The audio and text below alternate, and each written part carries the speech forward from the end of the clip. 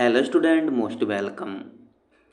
चलिए लिखेंगे रामधारी खंड 1 के प्रतिलेखन संख्या 30 का डिक्टेशन।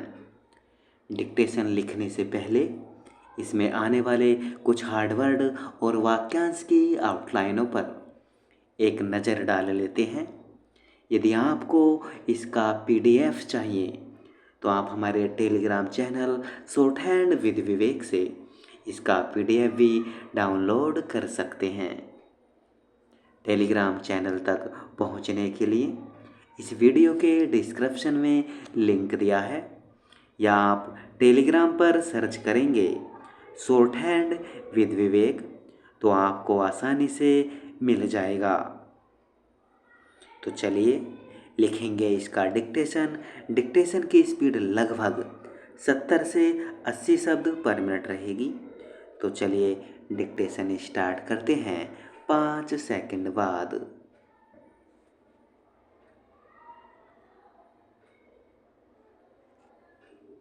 महोदय, प्रशासन का यह कर्तव्य हो जाता है कि वह सतर्क रहे और अधिकारी लोग अपने को निष्पक्ष रखें, किंतु जो जनता के अंदर एक गिरावट आती जा रही है वह भी एक देखने की बात है।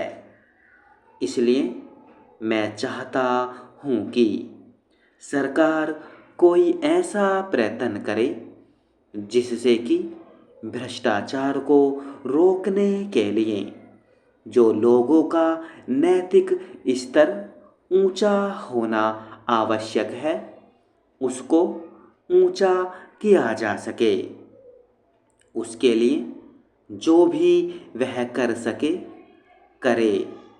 मुझे कहना तो बहुत कुछ था, लेकिन चूंकि मेरा समय समाप्त हो गया है, मैं अब और कुछ नहीं कहूँगा।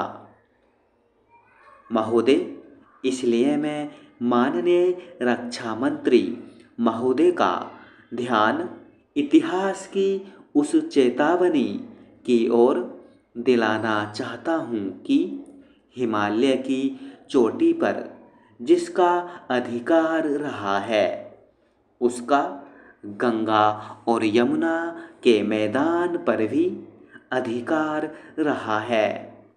हम इस आशा में नहीं रह सकते कि हम दुश्मन को हिमालय की चोटी से उतरने दें और फिर मैदान में उसका मुकाबला करें।